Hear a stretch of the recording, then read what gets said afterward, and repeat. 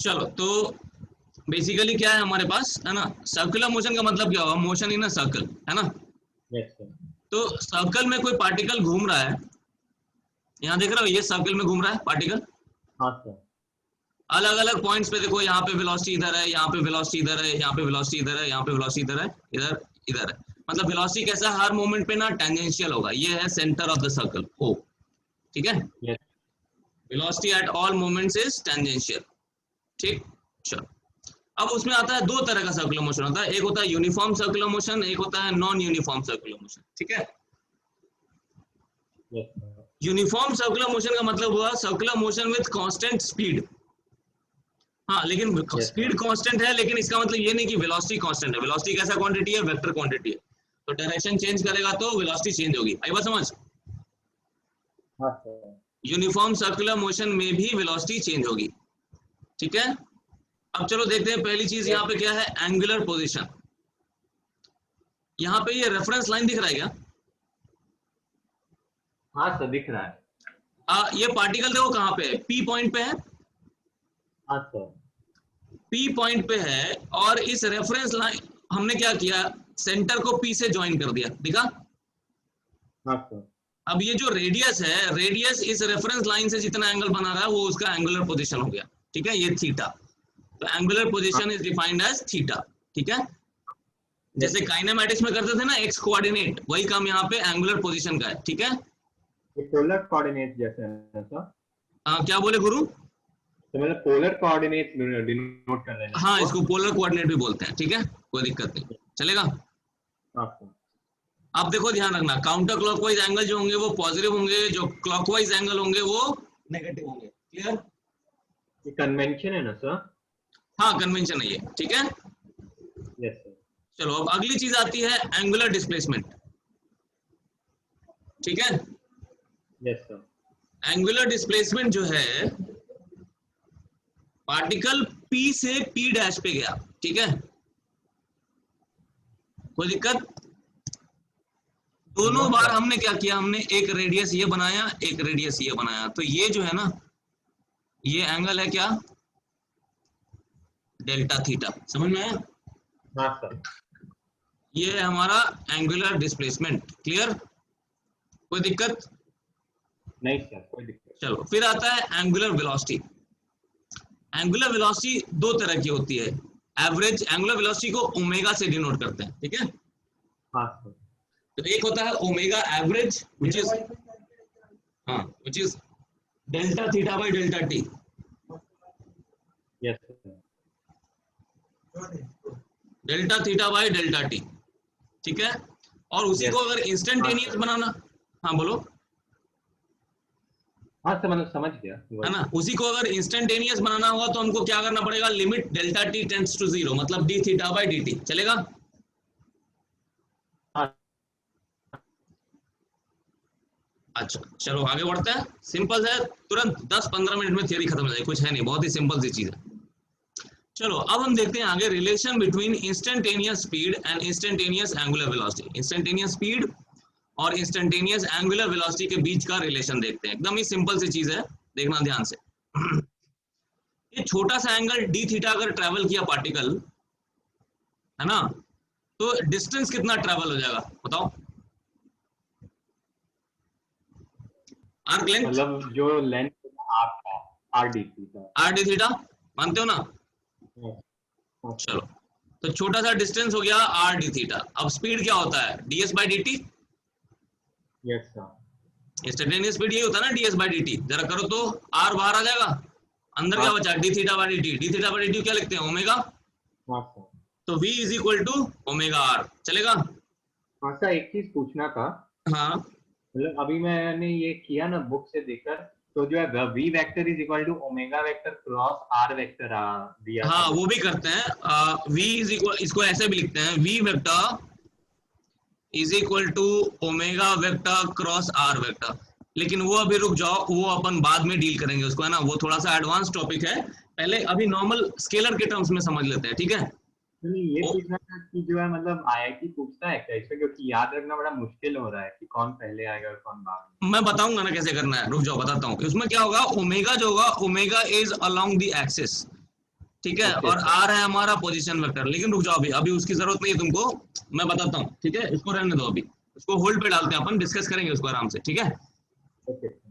चलो, फिर आता है एंगुलर एक्सेलरेशन। इसमें भी दो चीजें होंगी, एक एवरेज होगा, इसको अल्फा से डिनोट करते हैं, एक एवरेज होगा Yes. Which is delta omega by delta t, change in omega by change in time, हाँ, है ना। sir. और इंस्टेंटेनियस क्या होगा, d omega by d t. अब ओमेगा की वैल्यू क्या है, वी बाई आर।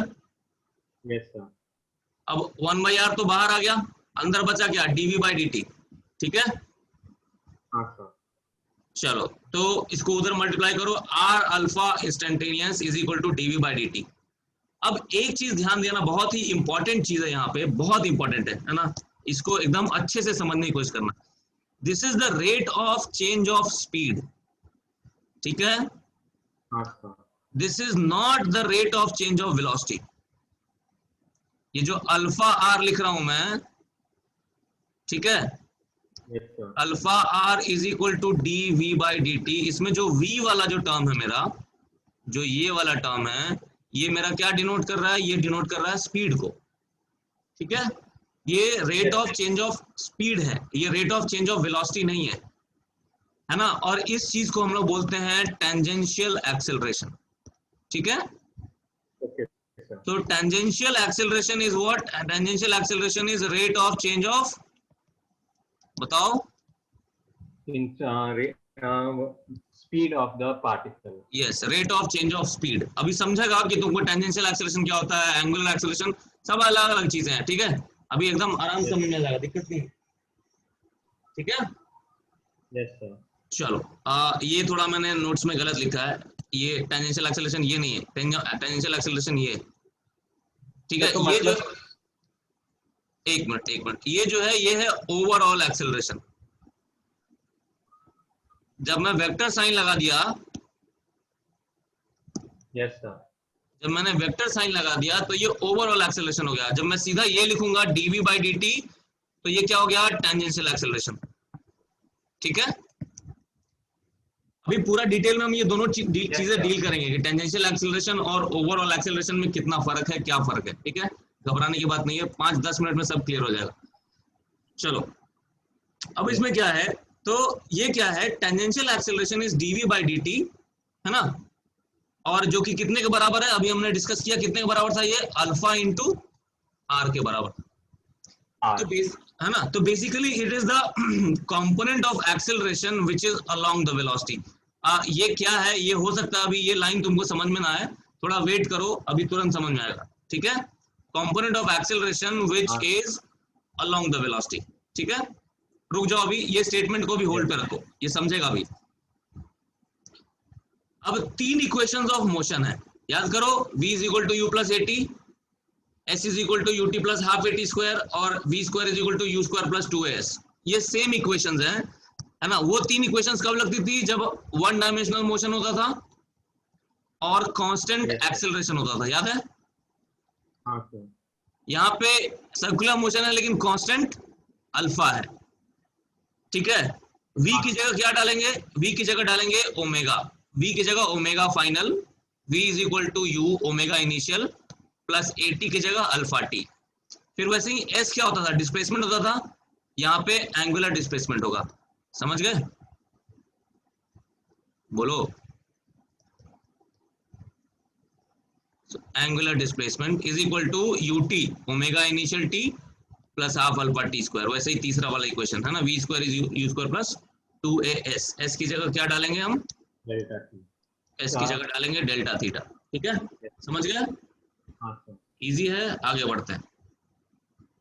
अगर अल्फा कांस्टेंट नहीं है तो तुम ये तीनों इक्वेशंस नहीं लगा सकते हो, ठीक है। फिर तुमको इंटीग्रेट, डिफरेंशिएट ये सब करना पड़ेगा, ठीक है, वो अपन देखेंगे प्रॉब्लम में, ठीक है। चलो, अब एनालिसिस करते हैं, ये पूरा एनालिसिस क्या है, ठीक है। एनालिसिस ये है, मान लेते हैं कि पार्टिकल जो है वो हमारा काउंटर क्लॉकवाइज डायरेक्शन में मूव कर रहा है, कैसे, ऐसे, ठीक है। Yes, sir. कोई भी एक जनरल पोजीशन उसका उठा लिया हमने पॉइंट P पे, ये हमारा रेफरेंस लाइन है, रेफरेंस लाइन से थीटा एंगल पे है, है ना, काउंटर क्लॉकवाइज एंगल कैसे लेते हैं, पॉजिटिव लेते हैं। ये है इसका पोजीशन वेक्टर या रेडियस वेक्टर बोलते हैं उसको, समझ गए। ये जो वेक्टर दिख रहा है ना स्मॉल आर, यस सर, ये है पोजीशन वेक्टर या रेडियस वेक्टर। स्मॉल आर को आई कैप जे कैप में लिख सकते हो क्या, बड़े आराम से। हाँ सर, आर कॉस थीटा आई cap plus r sine theta. Good, r cos theta आई cap plus r sine theta जे कैप, ये तो बेसिक वेक्टर्स है। अब देखो यहाँ पे वेलोसिटी क्या होता है, velocity is rate of change of position vector, यही होता है ना वेलोसिटी। यानी कि ये पोजीशन वेक्टर को मैं डिफरेंशिएट कर दूंगा तो मुझे वेलोसिटी मिल जाएगी। हाँ सर, नहीं, हाँ सर, चलो अब इसको डिफरेंशिएट करते हैं। तो आर कॉस थीटा आई cap plus r sine theta जे कैप, दोनों टर्म्स को अलग अलग डिफरेंशिएट करेंगे। पहला टर्म आर और आई कैप तो कॉमन है, बाहर आ गया, देखो तो बाहर आया, हाँ सर, अंदर बचा D by D t of cos theta, फिर वैसे ही इसमें भी आ जाएगा सेम। अब यहाँ पे देखो D by D t of cos theta में डायरेक्टली माइनस साइन थीटा नहीं लिखूंगा, मुझे चेन रूल लगाना पड़ेगा क्योंकि यहाँ पे थीटा है और यहाँ पे टी है, समझ रहे हो। तो D by D theta of cos theta into D theta by D T, ये आया क्या समझ में, हाँ सर, है ना। वैसे ही यहाँ पे D by D theta of sine theta into D theta by D T, इसको अच्छे से देख लो एक बार, है ना। कुछ दिक्कत है तो बताओ, चेन रूल लगेगा यहाँ पे, ठीक गुरु। समझ आ गया। कॉस थीटा का minus sine theta D theta by D T जो भी है ना, वैसे ही यहाँ पे आ गया। अब इसमें से कॉमन ले लो R D theta by D T, common लिया, देखो हाँ, बचा क्या, माइनस साइन थीटा आई कैप प्लस कॉस थीटा जे कैप, कोई दिक्कत इसमें नहीं सर, चलो अब D theta by D T क्या होता है, ओमेगा आर, यस सर, और ये है हमारा माइनस साइन थीटा आई कैप प्लस कॉस थीटा जे कैप, कोई दिक्कत इसमें नहीं सर, चलो अब सवाल ये उठता है क्या ये यूनिट वेक्टर है क्या ये, नहीं सर, हाँ है, ये जो अंदर अंदर वाला जो है ब्रैकेट के अंदर वाला जो टर्म है वो यूनिट वेक्टर है क्या, हाँ अंदर वाला यूनिट वेक्टर, अंदर वाला यूनिट वेक्टर है, उसका मैग्नीट्यूड क्या है देखो, माइनस साइन थीटा का whole square plus cos theta का होल स्क्वायर, 1 आएगा ना। हाँ, तो यूनिट वेक्टर तो है, अब ये कौन से डायरेक्शन का यूनिट वेक्टर है ये पता लगाते हैं, ठीक है। Yes this is a unit vector, लेकिन कौन सा डायरेक्शन में, एक काम करते हैं, ये पोजीशन दिख रहा है क्या, ये पोजीशन दिखा, पार्टिकल का पोजीशन दिख रहा है यहाँ पे, इस पोजीशन पे टेंजेंशियल डायरेक्शन में एक यूनिट वेक्टर ड्रॉ करते हैं, देखो तो ये वेक्टर दिख रहा है, यस सर, ये थीटा है तो ये एंगल थीटा होगा, और ये एंगल 90 माइनस थीटा, मानते हो। हाँ सर, तो ये वेक्टर जो टेंजेंशियल डायरेक्शन वाला जो यूनिट वेक्टर है ये 1 है, यहां से 90 माइनस थीटा, तो बता सकते हो इसके कंपोनेंट्स क्या क्या होंगे, ये एंगल 90 माइनस थीटा है तो कंपोनेंट्स लिख सकते हो इसके क्या होंगे, हाँ सर, माइनस साइन थीटा और cos theta, yes sir, minus sine क्योंकि एक्स वाला कंपोनेंट पीछे की तरफ जा रहा है क्या, हाँ सर, पीछे तरफ, और वाई वाला कंपोनेंट किधर जा रहा है, ऊपर की तरफ, सर, है ना। तो ये माइनस साइन थीटा आई का प्लस कॉस थीटा जे का लिख सकते हैं इसको, हाँ सर, चलो तो ये देखो ऐसा लिखा मैंने यूनिट वेक्टर, ये जो यूनिट वेक्टर है इसको हम लिखा हमने, इसको अगर आई कैप जे कैप में एक्सप्रेस करोगे तो ये आएगा माइनस साइन थीटा आई कैप प्लस कॉस थीटा जे कैप, कोई परेशानी इसमें, नहीं सर, गुड। तो ये जो वेलोसिटी है ये are D theta by D T, ये वही यूनिट वेक्टर है क्या, देखो तो ये देखो तो यही सेम है क्या, हाँ, तो वेलोसिटी को मैं क्या लिखा, देखो तो वेलोसिटी को लिखा मैंने r into omega into u t cap, u t cap का मतलब हुआ unit vector in tangential direction. तो मुझे वेलोसिटी का मैग्नीट्यूड कितना मिला बताओ जरा, आर ओमेगा, और डायरेक्शन क्या मिली इसकी, यूटी, यूटी का जो डायरेक्शन है मतलब जो टेंजेंशियल डायरेक्शन का यूनिट वेक्टर है, कोई दिक्कत बोलो, नहीं सर, कोई दिक्कत, तो वेलोसिटी को मैंने ऐसे लिखा, वेलोसिटी का डायरेक्शन टेंजेंशियल है, ये क्लियर हो गया। चलो अब आता है मेन खेल शुरू होता है यहाँ से, एक्सेलरेशन की जो वैल्यू है वो हमने क्या लिखी है, हमने एक्सेलरेशन, ओवरऑल एक्सेलरेशन क्या होता है d v by d, yes sir, rate of change of velocity. अब वेलोसिटी को हमने लिखा आर ओमेगा यूटी कैप, कोई दिक्कत? अभी अभी एक्सप्रेस किया था, हाँ सर, उसमें से आर बाहर खींच लिया हमने, चलेगा? हाँ सर, अब क्या बच रहा है? ओमेगा, अंदर बच रहा है D by D t of omega into u t cap. U t cap is not constant, ध्यान रहे, यूटी कैप जो है वो हमारा थीटा पे डिपेंडेंट है और थीटा टाइम के साथ वेरी हो रहा है, समझ रहे हो? Yes, तो उसको बाहर नहीं डालेंगे हम लोग, उसको इंटीग्रेशन के, उसको डिफरेंशिएशन के अंदर ही रखेंगे। चलो अब लगा दिया जाए प्रोडक्ट रूल, एक को कांस्टेंट रख के दूसरे को डिफरेंशिएट हाँ, किया, फिर दूसरे को कांस्टेंट रख के पहले को डिफरेंशिएट किया, वैसा बोलो। yes sir, चलो अब आगे। yes sir, तो omega into D by D t of minus sine theta I cap plus cos theta J cap, ठीक है, प्लस यूटी का वैल्यू डालो यहाँ पे, है ना, ये तो बाहर आ गया, into d omega by D T. कोई परेशानी यहाँ तक? ये मैं नोट्स भेज दूंगा तुमको, तुमको लिखने की जरूरत नहीं, बस समझते जाओ, ठीक है? बोलो, हाँ सर, समझ गए शुभांशु जी? बोलिए। हाँ सर, चलिए गुड, आगे बढ़ते हैं। अब वैसे ही चेन रूल वहां लगाया था, यहाँ पे भी चेन रूल लगेगा, ठीक है? ये जो टर्म है D by D t of minus sine theta I cap plus cos theta J cap, इस वाले टर्म को देखो जरा ध्यान से, ठीक है ना?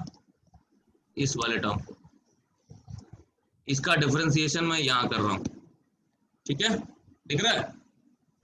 yes, हाँ सर, yes sir, omega minus I cap, पहले वाले टर्म का डिफरेंशिएशन देखो, माइनस आई कैप तो बाहर आ गया, D by D t of sine theta, वैसे ही दूसरे वाले टर्म का डिफरेंशिएशन जे कैप तो बाहर आ गया, D by D t of cos theta. कोई परेशानी? नहीं sir, आगे बढ़े, चलो आगे बढ़ते हैं। हाँ, ये वाला टर्म तो वैसे ही आ गया, D omega by D T, यहाँ पे अल्फा है, ठीक है, आगे बढ़ा जाए। चलो अब ये साइन थीटा का डिफरेंशिएशन देखो तो क्या लिखा मैंने, cos theta D theta by D T, फिर से चेन रूल, हाँ चेन, और यहाँ पे भी कॉस थीटा क्या लिखूंगा मैं, minus sine theta D theta by D T, फिर से चेन रूल। कोई दिक्कत? हाँ सर, नहीं sir, चलो माइनस साइन थीटा आई कैप प्लस कॉस थीटा जे कैप इंटू अल्फा। कोई परेशानी? नहीं सर, चलो गुड, इसको और सिंप्लीफाई करते हैं। इसमें ये D theta by D T को क्या लिखूं मैं, ओमेगा लिखूं, ये लिख दिया ओमेगा, यहाँ वाले को भी ओमेगा लिख दिया। थोड़ा सा लंबा है, पेशेंस रखना, लेकिन बहुत इजी है ना, ऐसा कुछ बहुत डिफिकल्ट नहीं है कि तो समझ में नहीं आएगा, ठीक है? yes sir, तो ओमेगा आई कैप, ये पहले वाले टर्म में ये ओमेगा और माइनस साइन बाहर ले लिया दोनों से, तो माइनस साइन ये ओमेगा में चला गया, दिख रहा है? yes sir, अभी इसकी बात हो रही है, सिर्फ इस वाले टर्म की बात हो रही है। तो ये क्या बचेगा, I cap into cos theta into omega, दिख रहा है? हाँ सर, फिर दूसरे वाले टर्म में क्या बच रहा है, J cap into sine theta into omega. कोई दिक्कत? नहीं सर, और ये वाला जो टर्म है, ये वाला तो हमारा वही था, unit vector in tangential direction, yes sir, तो इसको मैंने ऐसा लिख दिया, अल्फा इंटू यूटी। कोई दिक्कत? नहीं सर, कोई दिक्कत गुड, आगे बढ़ते हैं।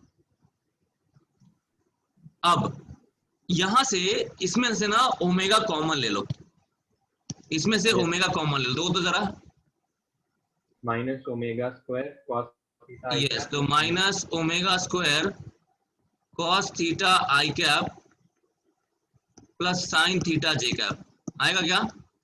इसको अभी वैसे ही छोड़ दो, ठीक है, कोई परेशानी?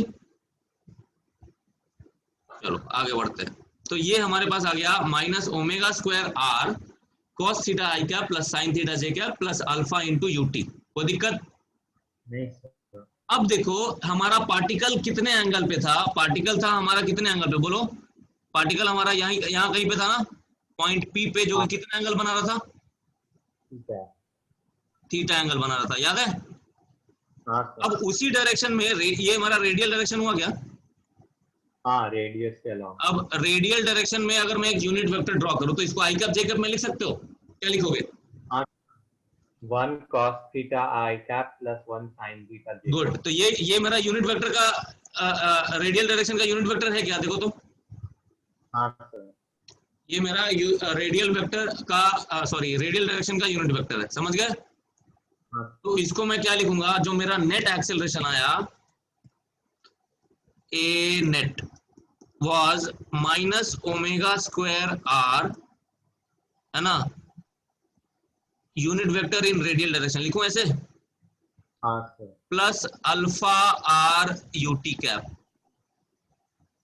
देखो एकदम सिंप्लीफाई हो गया क्या, एकदम ब्यूटीफुल रिजल्ट आया, एकदम खूबसूरत सा रिजल्ट आया, देखा? हाँ दिखा सर। है ना? अब चलो इसको और थोड़ा सा हम लोग एनालाइज करने की कोशिश करते हैं। यानी कि एक्सेलरेशन जो हमारा फाइनल आ रहा है, एकदम सुंदर सा जो एक्सेलरेशन आ रहा है, वो क्या आ रहा है, ये आ रहा है एक्सेलरेशन, है ना, हैज टू कंपोनेंट्स। एक किधर है कंपोनेंट, देखो तो।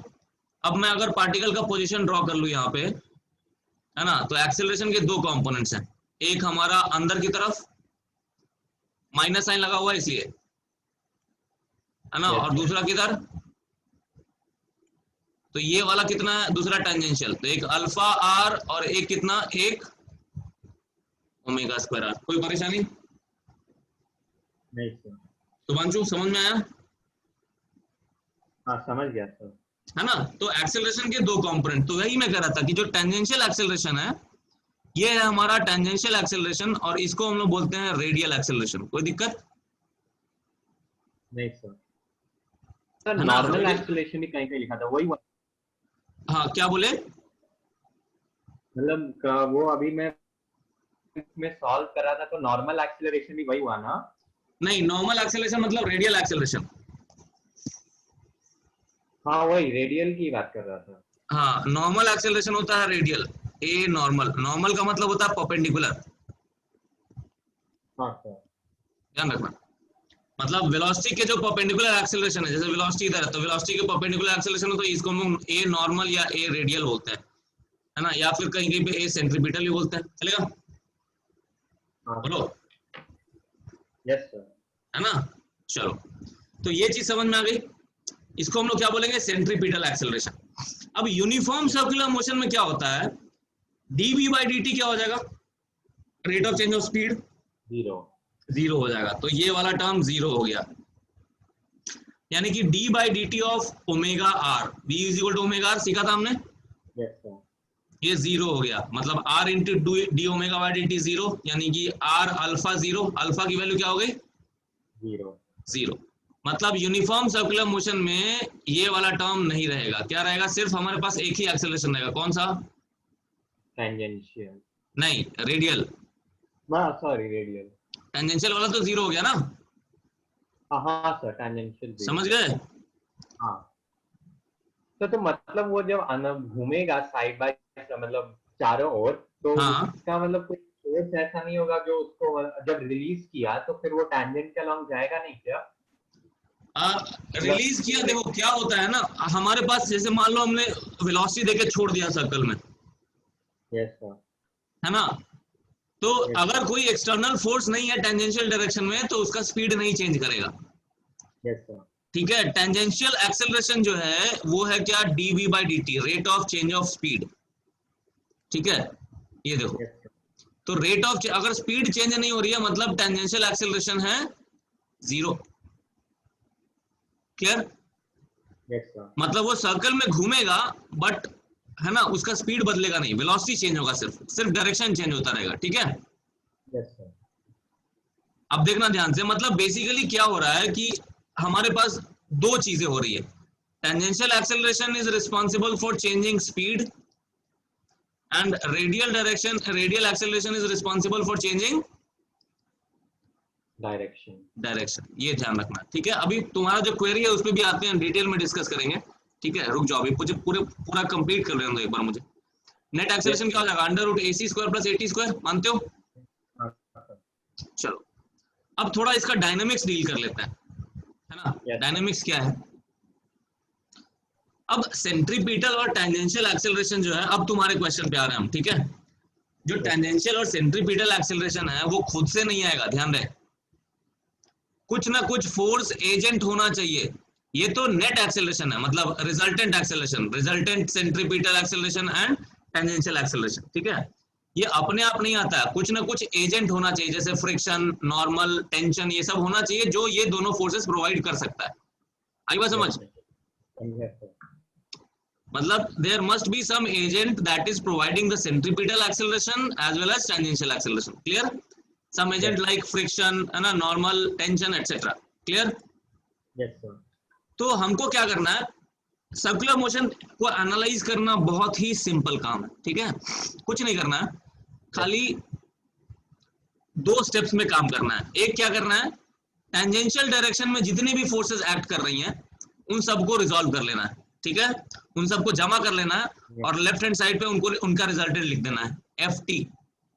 ठीक है, और राइट हैंड साइड पे क्या करना है, उसको मास इंटू टेंजेंशियल एक्सेलरेशन लिख देना है. ठीक है, m इंटू AT को कभी भी फ्री बॉडी डायग्राम में इंक्लूड नहीं करना है, ये चीज ध्यान रहे, क्योंकि वो क्या है, ये रिजल्टेंट एक्सेलरेशन है. सब मिला जुला के जो आएगा उसको MAT लिखेंगे हम. क्लियर ना? बोलो. मतलब ये कभी भी FBD में ड्रॉ नहीं करेंगे कि हाँ. एक्सेलरेशन मतलब उस यस, FBD में हाँ, FBD में कभी भी MAT को शो नहीं करना है. MAT क्या है? MAT is the resultant in the tangential direction. FBD में सिर्फ जो रियल फोर्सेस एक्ट कर रही है, जैसे फ्रिक्शन, है ना, नॉर्मल, टेंशन, ये सब डालेंगे. क्लियर? Yes sir. फिर वैसे ही क्या करना है, सारे फोर्सेस को रिजॉल्व कर देना है रेडियल डायरेक्शन में और लिखना है FC net force centripetal force is equal to mass into centripetal acceleration. ठीक है, जिसको हम लोग क्या लिखते हैं, m ओमेगा स्क्वायर r, और ओमेगा को क्या लिखते हैं, v by r लिखे हैं क्या? हाँ सर. इसको कभी कभी हम mv स्क्वायर by r भी लिखते हैं. चलेगा? चलो चलो आगे बढ़ते हैं. सेंट्रीपिटल फोर्स क्या होता है? Centripetal force means net force acting towards the centre. Centre की तरफ जो नेट फोर्स एक्ट कर रहा है उसको हम लोग सेंट्रीपिटल फोर्स बोलते हैं. अब एक चीज बहुत कंफ्यूजन होता है बच्चों को कि सेंट्रीपिटल फोर्स क्या है, क्या है. सेंट्रीपिटल फोर्स कोई रियल फोर्स नहीं है, ये चीज ध्यान रखना. Clear? Yes sir. Centripetal force खुद से नहीं आता है. Centripetal force must be provided by, है ना, some other forces like friction, है ना, टेंशन, नॉर्मल, mg, ये सब की वजह से जो नेट फोर्स आएगा सेंटर की तरफ वो होगा, उसको हम लोग बोलते हैं सेंट्रीपिटल फोर्स. तो centripetal force is not a force in itself, it's basically the resultant of all the forces acting towards the centre. Clear? बोलो. मतलब ये net force towards the centre है ना? हाँ, centripetal force is net force towards the centre, never to be included in the free body diagram. Free body diagram में इसको कभी include करना ही नहीं है. क्लियर? Yes sir. है ना, कोई दिक्कत? अब जैसे मान लो एक एग्जांपल तुमको देता हूँ, एकदम बहुत ही सिंपल सा एग्जांपल देता हूँ. एक व्हीकल है जो एक हॉरिजॉन्टल रोड पे टर्न कर रहा है, कांस्टेंट स्पीड है. देखो ऊपर से देखेंगे तो ऐसा दिख रहा है क्या? टॉप व्यू है, ऊपर से देख रहा हो. हाँ सर. तो ग्रेविटी किधर जा रहा है? नीचे. अंदर की तरफ. नॉर्मल किधर आ रहा है? ऊपर आ रहा है. बाहर की तरफ. बाहर. है ना, मोशन किस प्लेन में हो रहा है? हॉरिजॉन्टल प्लेन में. अब हॉरिजॉन्टल प्लेन में, ठीक है, हॉरिजॉन्टल प्लेन में है mg और नॉर्मल, ये दोनों तो वर्टिकल प्लेन में है. mg और नॉर्मल का कोई रोल होगा क्या हॉरिजॉन्टल प्लेन में? नहीं सर, कोई रोल. उनका तो कंपोनेंट हॉरिजॉन्टल प्लेन में 0 हो जाएगा, है कि नहीं? Yes sir. अब ये चूंकि गाड़ी सर्कल में घूम रहा है तो इसको सर्कल में घूमते रहने के लिए मुझे तो क्या करना पड़ेगा, मुझे तो वो चाहिए भाई, सेंट्रीपिटल फोर्स चाहिए कहीं ना कहीं से. हाँ, तो फ्रिक्शन देगा वो. यस, अब वो सेंट्रीपिटल फोर्स ना mg प्रोवाइड कर सकता है ना नॉर्मल प्रोवाइड कर सकता है, क्योंकि वो ये दोनों फोर्सेस वर्टिकल हैं, यानी फ्रिक्शन देगा. और फ्रिक्शन इधर लगेगा. आई बात समझ? तो मतलब टेंशन सेंट्रीपिटल फोर्स प्रोवाइड करेगा. अब क्या बोले फिर से? मतलब टेंशन भी एक सेंट्रीपिटल फोर्स प्रोवाइड करेगा. यहाँ पे टेंशन नहीं है ना, यहाँ पे कहाँ टेंशन है? नहीं, मतलब नॉर्मल केस में अगर स्ट्रिंग था कुछ. हाँ, स्ट्रिंग के केस में टेंशन भी कर सकता है, बिल्कुल, है ना. यस. चलो, तो vehicle is moving in a circle, there must be some force acting towards the centre. तो ये सब मैंने एक्सप्लेन कर दिया.